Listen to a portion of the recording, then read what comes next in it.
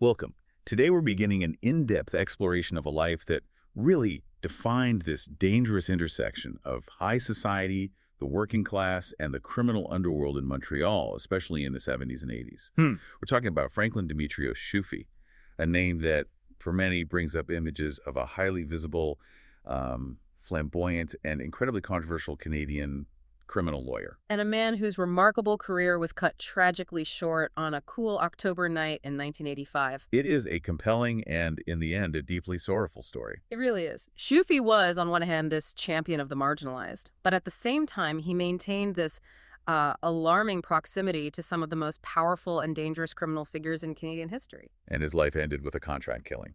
What I find so striking is that even today, nearly 4 decades later, the public record still officially lists his murder as unsolved. Yes. The legal community lost one of its most dynamic, if, complicated figures that night. So we've taken the source material that you, the listener, provided, from biographical notes and investigative reports to news coverage and the accounts of his colleagues. And our goal here is to really synthesize this information. We want to provide some clarity, some context on the man who embodied such extreme contradictions. A man who crossed so many boundaries. And who ultimately paid the highest price for his ambition and his unwavering willingness to represent clients that others would deem untouchable. And to understand the tragedy, you really have to appreciate the complexity of the man. We need to look closely at how his own ambition created this incredibly complex web of adversaries. Right. Shoofey's willingness to walk that line between being a legal advocate and a community figure, while, simultaneously taking on the heaviest hitting criminal organizations in the country, it just made him a target. So we're going to trace that path. We'll start from his incredibly humble working class beginnings and then chart his ascent to fame and ultimately to that fatal night. Okay, let's start there. Okay, so let's unpack the origins of this character. This man who would become one of Montreal's best-known lawyers. He had a very unique and I think a highly relatable upbringing. Very much so. He was born in 1941. And he grew up in the poor, working-class neighborhoods of Montreal. He was the son of Lebanese Christian immigrants. And that background, that, deep connection to this struggle of the common person and the immigrant experience, it seems like that's the authentic root of his later political aspirations. It didn't just shape him. It really defined his entire worldview. And there's a fascinating little story behind his name, Franklin Demetrios Shoofey. It perfectly captures that immigrant experience. The tension between assimilation and tradition. Exactly. His mother, who clearly had these strong, American-influenced democratic ideals, she wanted to name him after the U.S. President Franklin Delano Roosevelt. But the local Greek Orthodox priest, he had other ideas, right? He did. The priest intervened, and he insisted that the child had to be named after a recognized saint. So they compromised. Resulting in Franklin Demetrios. Yes. And that combination of names, the ambitious American icon and the traditional religious structure, it's almost a perfect metaphor for his entire life. He was always balancing this wildly ambitious ideal with the prescribed boundaries of society. And that ambition, that drive, it was really forged in significant financial hardship. A pivotal event happened when he was only 17. His father died. And that immediately forced him to shoulder this tremendous responsibility. He had to start working right away to support his mother and to finance his own education. He was running on pure hustle from a very young age. The sources, they paint this picture of a relentless self-starter. He was working constantly as a law student, just moving from job to pay tuition and bills. Selling encyclopedias, insurance. Furnaces, you name it. This period was crucial because it instilled that legendary, almost unbelievable work ethic that he became famous for later in life. He got his BA from McGill in '61, and then his law degree, a Bachelor of Civil Law, in 1964. Which brings us to what could have been a career-defining failure. But instead, it became this massive professional pivot for him. Yes, that's right. The sources note this crucial failure right out of law school. He failed his bar examinations for civil law. So his initial plan was to practice civil law. It was. But instead of quitting or even just repeating the exam, he switched his focus completely. He moved over to the criminal sphere.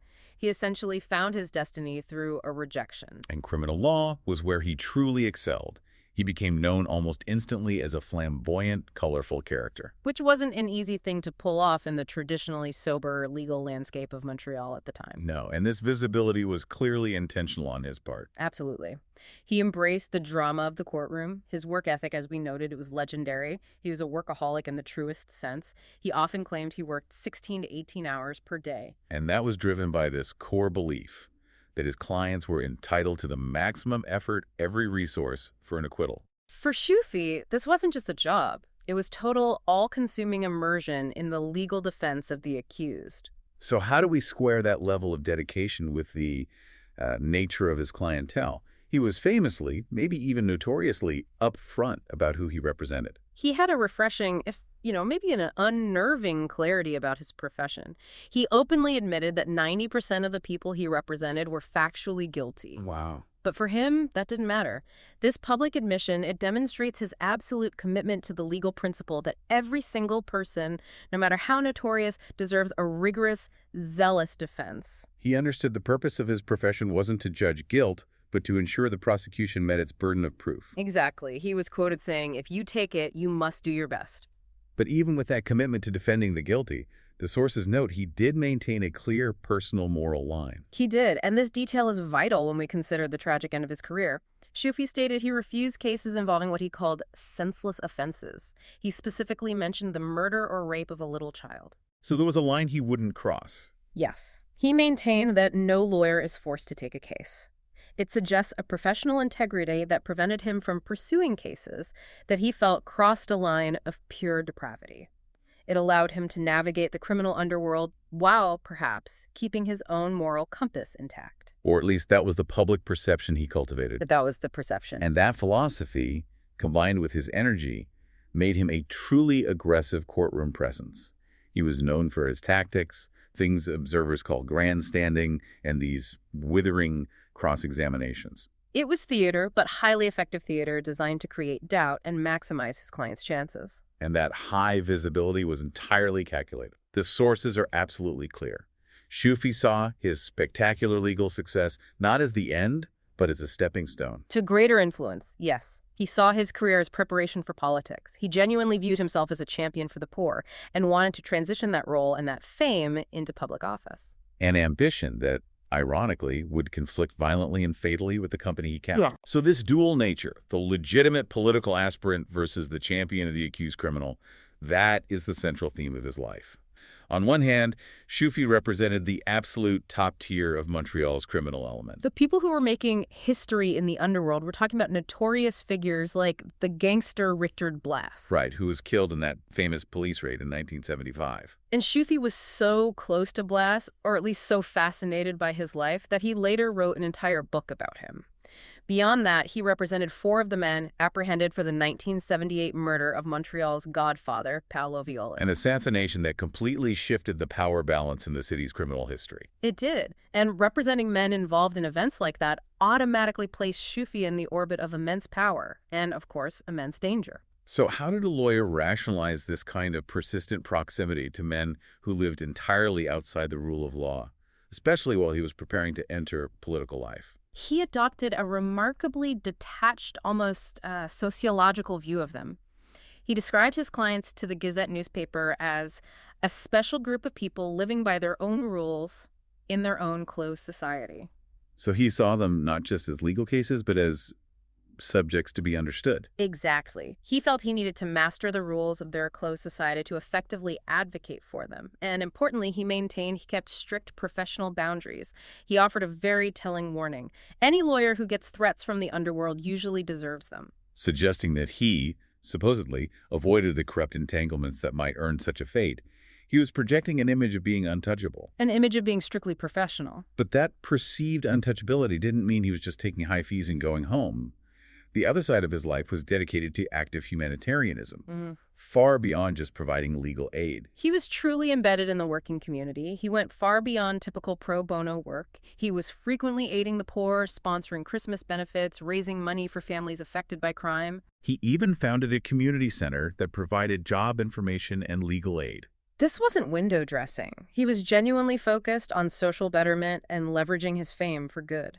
And the case of the paraplegic pencil peddler really encapsulates how he used his high profile for public advocacy. He was a master of public relations and authentic advocacy. The case involved a paraplegic man who was jailed simply for begging. Shoofey took the case, secured his immediate release, and then used that platform. The courtroom victory. Right. He used it to publicly castigate society for creating economic conditions that forced a disabled man to beg for survival. He was essentially telling the establishment, you arrest him for begging, but you were the ones who failed him first. That kind of advocacy must have earned him a lot of trust. It did. It showed the public that while he might defend a powerful criminal, he was fundamentally on the side of the powerless. And what's fascinating is that this credibility, this unique position, straddling the line between the street and the establishment, it made him a valuable resource for the police themselves. In a very specific, high-stakes role, exactly. Shoofey's reputation meant he was a trusted mediator. The police often utilized his unique communication skills to negotiate in volatile hostage situations. He was the only person who could bridge that gap. The only one who could convince highly stressed or desperate criminals to stand down. And we have details of the last time he acted as a negotiator, only months before his death. It shows how crucial his role was right up until the end. That incident was in September 1985. An escaped prisoner had taken a hostage. The police knew they needed someone the gunman would believe, someone who spoke the language of the street but was also trusted by the authorities. So they called Shoofey. They called him in specifically to assure the gunman that the police would not abuse him if he surrendered. And after a prolonged standoff, Shoofey's assurance worked. The gunman peacefully released the hostage and surrendered. His ability to do that speaks volumes about the rare level of trust he commanded. Even among those actively running from the law. And perhaps the most surprising example of his role as a mediator involves a major religious artifact. This is a detail that really sets Shoofey apart. Oh, his involvement in recovering the preserved heart of Brother André Bessette in 1974. It sounds like something out of a fictional thriller. It really does. So in 1974, the preserved heart of Brother André, a major religious figure in Quebec who was later canonized, was stolen from St. Joseph's Oratory. This was a massive public and religious trauma. The relic was missing for over a year. And Frank Shoofey was the person who brokered its return. He was. Shoofey received an anonymous telephone call. It directed him and the police to the basement of an apartment building. And in a locker there, they found the reliquary containing the heart. And crucially, the source's note, the seal on it, was still unbroken. Which means the thieves likely recognized the gravity of what they possessed and decided to return it intact. Shoofey managed to facilitate the quiet, non-violent return of this immensely sacred item, using his underground contacts and his stature as a credible figure to the police. This incident must have cemented his almost mythological status. As a man who knew everyone and could make anything happen. So let's move back now to his ultimate unrealized goal, achieving political legitimacy. Despite all this visibility, despite his humanitarian work and his professional success, he continuously failed to get into public office. And this failure really highlights the core tension in his life. He tried 3 times to get the Quebec Liberal Party nomination in the working-class Saint-Jacques riding, a riding being the local term for a provincial political district. And 3 times he was blocked. Yes. The sources state explicitly that party officials pushed him aside. They had significant concerns that his past associations, meaning his connections to the criminal element he so successfully defended, would be an irreversible political liability. So the very contacts that made him a famous lawyer and an indispensable negotiator ultimately barred him from the respectability he craved. Exactly. The fame came with a fatal price tag of notoriety. The establishment was clearly worried about the optics. He was stuck in this highly controversial legal world he had mastered. And in the final months of his life, maybe frustrated by this, he took on a legal action that was as polarizing as any case in Canada at the time. It showed he was still willing to take on powerful, high-stakes adversaries, but this time, they weren't gangsters. That's the Morgentaler action, which he initiated just 2 months before his murder. This puts him right in the middle of one of Canada's most intense culture wars. It does. Shoofey initiated a high-profile legal action against Dr. Henry Morgentaler, who was, arguably the most famous and controversial abortion provider in the country at that time. He was operating in defiance of many laws. An enormously sensitive social and political issue. A real lightning rod. And who was the client that brought this highly unusual case to the mob lawyer? His client was a man named Reggie Chartrand. He was an ex-boxer and, crucially, a staunch Quebec separatist and anti-abortion activist.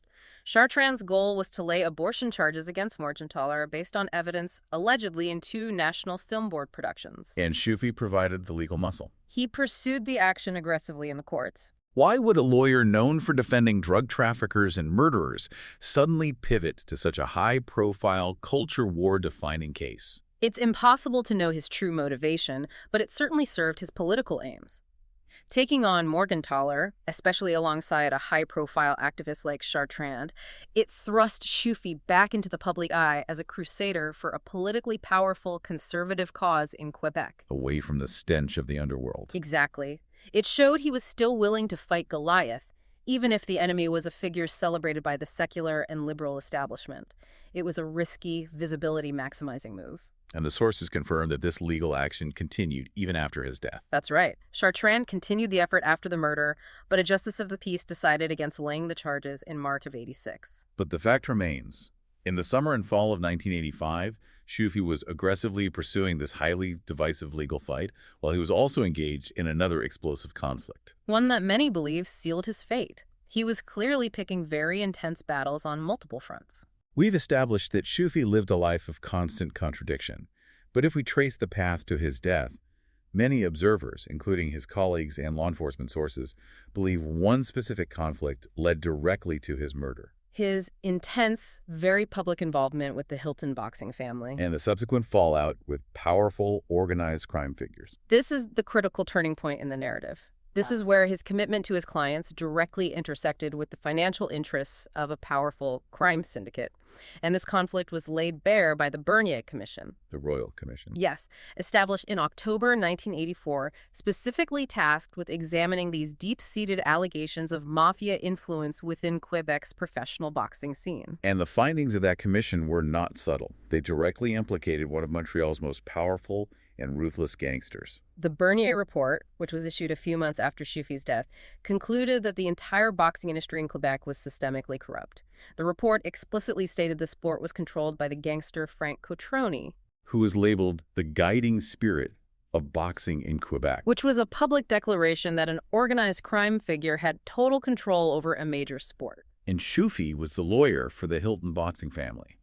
A highly visible, successful, but clearly vulnerable family whose careers were central to this investigation. And the Bernier Report detailed just how deeply Shoofey controlled the Hiltons. The control was comprehensive. It went far beyond simple business management. The sources say Shoofey paid all of David Hilton Sr.'s bills. Everything. Rent, groceries, insurance, clothing, furniture. This wasn't professional representation. It was criminal dependency. And Hilton Sr. was known to be a chronic alcoholic. Officials testified that Shoofey was often the only man capable of controlling him at matches. So Shoofey literally ran the family's life. Which made their legal representative, Shoofey, essentially superfluous when it came to major financial decisions. The specific conflict that put Shoofey on a collision course with Shoofey involved the American boxing promoter Don King. Yes, and a contract that represented a massive financial opportunity for the mob. The Bernier Report cited a police wiretap that captured Shoofey advising the elder Hilton to have his sons sign a contract with Don King, saying it was a good one. And this detail is absolutely vital. Shoofey, the Hilton's official, dedicated lawyer, was completely excluded from these financial discussions. Excluded from the talks between Shoofey and King. And that exclusion seems to have gone beyond a professional slight. It fundamentally undermined Shoofey's position and potentially jeopardized his client's financial future. So Shoofey reacted by using his platform, testifying to the commission, to publicly challenge Shoofey's authority and the contract itself. His opposition wasn't just vocal, it was insulting to the organized crime structure. It was during his testimony that he offered that famous, cynical quote, "Polo is the sport of aristocrats and boxing is for bums." He wasn't just defending his clients. He was attacking the entire corrupt infrastructure that Shoofey controlled. And he didn't just attack the infrastructure. He detailed the financial damage Shoofey's involvement caused the Hilton family. He was very specific. In a February 1985 interview, he publicly stated his vigorous opposition to the contract, arguing that if he had been allowed to negotiate, he would have been much tougher with the promoter. He claimed he would have secured a $1 million guarantee for the boys, with big bonuses up front. So he was essentially exposing Shoofey for tricking the Hiltons into signing an exploitative, financially unfavorable deal. It was a public accusation of financial fraud perpetrated by a gangster. This was incredibly dangerous. It sounds like he wasn't just trying to get out of one contract, but attempting to fundamentally reform the system, even if it meant challenging the mob's control entirely. That's the interpretation many sources put on his final actions. He took concrete steps. He wrote a letter to the Quebec sports minister asking for an agency to be set up to regulate boxing. With the explicit goal of ending Cotroni's financial and operational influence in the sport. He was trying to strip Frank Cotroni of a lucrative, established revenue stream and source of power. And his final public actions confirm just how intensely focused he was on this specific fight, right up until the moment he was killed. In his last interview, he was still railing against the situation. He compared Cotroni's unchallenged role in boxing to historical cases where baseball legends like Willie Mays or Mickey Mantle were forced to quit their associations with casinos to maintain the integrity of their sport. And he posed this powerful rhetorical question to the public. He did. He said, Cotroni had been like a fixture in boxing, and it seemed to be tolerated. If everyone accepted the situation, why blame the Hiltons? He was shifting the blame from his vulnerable clients to the complacent system that tolerated organized crime. And the sources confirm he spent part of his final evening alive, physically trying to block the deal he opposed. That is the ultimate tragedy of the timeline. He was shot late that night in the hallway of his office, and his last professional act was attending a Montreal Athletic Commission hearing, specifically fighting to prevent Don King from co-promoting a Matthew Hilton bout. He was actively physically interfering with what appears to have been a major high-value financial operation run by organized crime. He died on the battlefield of his profession, so to speak. It is worth noting the Hiltons' reaction to his death. They viewed him as more than just a lawyer. Yes, the sources note the family was deeply shaken by his death. They considered him like family. This indicates his personal relationship with them was genuine, reinforcing the idea that he was acting in their true best interests, regardless of the danger. Which, of course, put him directly and unequivocally at odds with the powerful criminal figures who saw the Hiltons as nothing more than assets to be exploited. Absolutely. Let's turn now to the crime itself. The timeline is stark and devastating. On Tuesday, October 15, 1985, Frank Shoofey was murdered late at night in the hallway right outside his fifth-floor Montreal law office. He was shot multiple times by an unknown assailant. The brutality of it, the multiple gunshots, the location, it all points to a professional, calculated hit. It does. However, what happened immediately afterward highlights the complexity and confusion surrounding the motive. Shortly after the murder, the Gazette received a telephone call. From a man attempting to claim responsibility, immediately trying to muddy the waters. The caller claimed to represent a non-existent group, the Red Army Liberation Front, and said, I and my colleagues have just assassinated Frank Shoofey. Good riddance. Which immediately introduced a political dimension to the crime.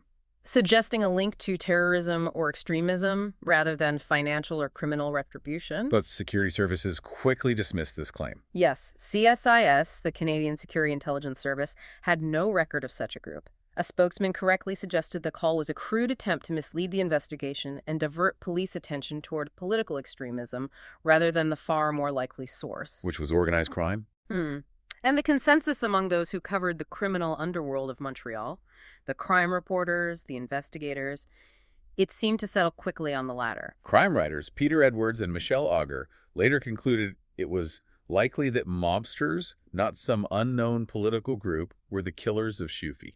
And that aligned perfectly with the context of his recent, highly antagonistic involvement in the Bernier Commission and the Don King contract. We also have evidence suggesting this murder wasn't a snap decision. A legal colleague of his, Claude Grant, published a book in 2009 that confirmed warnings were circulating long before the actual killing. That information is truly chilling. Grant stated that word was circulating in underworld circles about a contract being placed on Shoofey's life about a year before the murder actually took place. And Shoofey himself was apparently warned. He was, but he dismissed the information as mere hearsay, perhaps relying on his past belief that he, as a true professional, was untouchable. The atmosphere in the legal community after the murder must have been terrifying. It was paralyzing. The fact that Claude Grant, a fellow legal professional, went into hiding briefly after the slaying out of fear shows the immediate chilling effect of this type of execution. They understood the power of the people Shoofey had challenged. A law partner, speaking after the murder, reinforced the boxing theory. But she also took great pains to differentiate Shoofey from the genuinely corrupt lawyers who operated near the mob. And this is a moment of important human context. It provides the vital distinction needed to understand the tragedy. She confirmed the widespread belief. We all thought that it was because of his involvement with the Hiltons, and specifically their contract with Don King. She said she believed the involvement with King led to Frank's killing. She did. But she made a strong point of describing Shoofey as fundamentally professional and not personally corrupt. She contrasted him with a rival lawyer of the time, Sidney Leithman. And that contrast brings Shoofey back down from this almost mythical level to a human being. It does. She described Shoofey as a health nut who ate grapes and other health food, and said he did not abuse drugs or engage in the kind of shade dealings others did, even if he did wear a terrible toupee. It's an essential anecdote. He was not a gangster himself. He was simply a highly aggressive lawyer dedicated to his job. And he was murdered while doing that job. His personal habits and integrity were clean, yet his professional proximity cost him his life. Despite the strong professional consensus around the boxing motive, the case remains officially unsolved, which forces us to explore the extremely contradictory and complex theories that have emerged over the decades. This is where the enduring enigma of Frank Shoofey's death truly resides. The sources give us at least 4 distinct and sometimes mutually exclusive possibilities for why he was killed. And the failure to reconcile these competing narratives is why the case persists in the public imagination. Let's start with Theory A, the one most widely believed by his colleagues and supported by underworld testimony: the Hilton contract and the mob hit. This theory is the most compelling because it provides a clear motive, a known perpetrator, and a financial imperative. It relies heavily on the testimony of the hitman, Rael Simard. And Simard directly accused Frank Cotroni of ordering the murder. He did. Simard explained the mechanism clearly. Cotroni was facing immense financial pressure. He was fighting an extradition request from the United States for serious heroin trafficking charges, and he urgently needed cash for his high-priced legal defense. The key asset Cotroni could liquidate was the lucrative Hilton contract.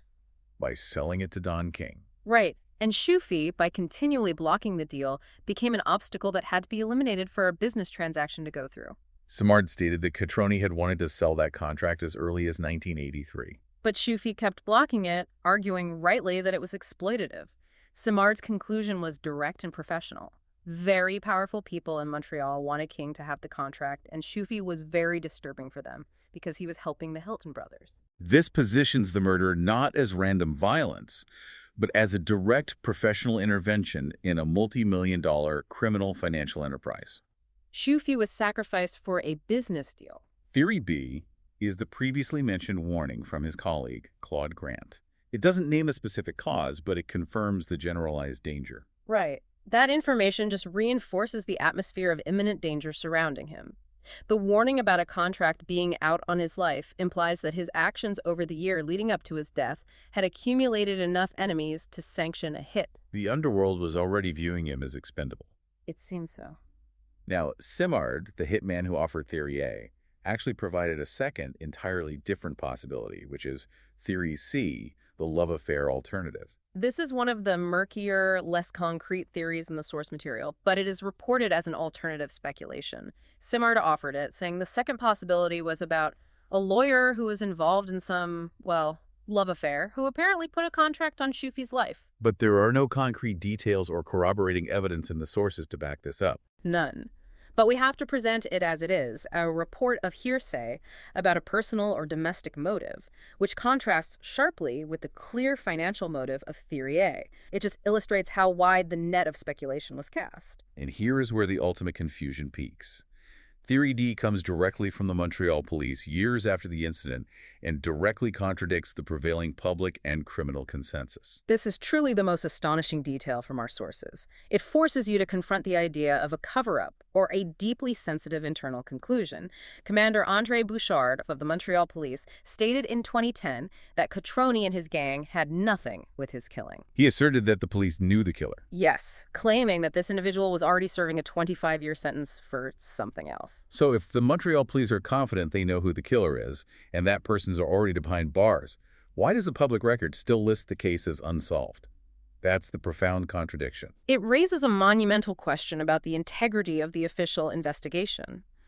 Bouchard vehemently dismissed the boxing theory as bulls, claiming Shoofey was killed for the craziest reason in the world. But he offers no specifics about this craziest reason. Only the assurance that the case is internally solved.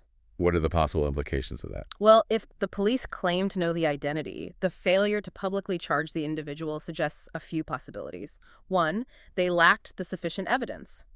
A confession, a witness required for a successful public indictment, even if they had an internal conviction. Two, there may have been political considerations or sensitivities in publicly naming the true killer.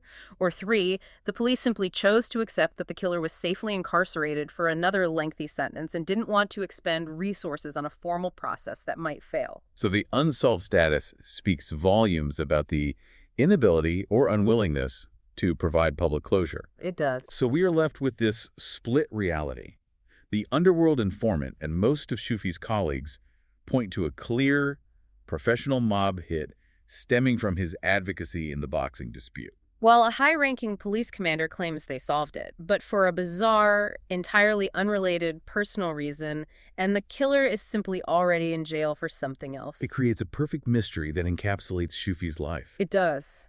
His career touched so many high-stakes groups, the mafia, political power brokers, controversial activist movements, that pinning down the definitive final motive remains impossible based on the public information.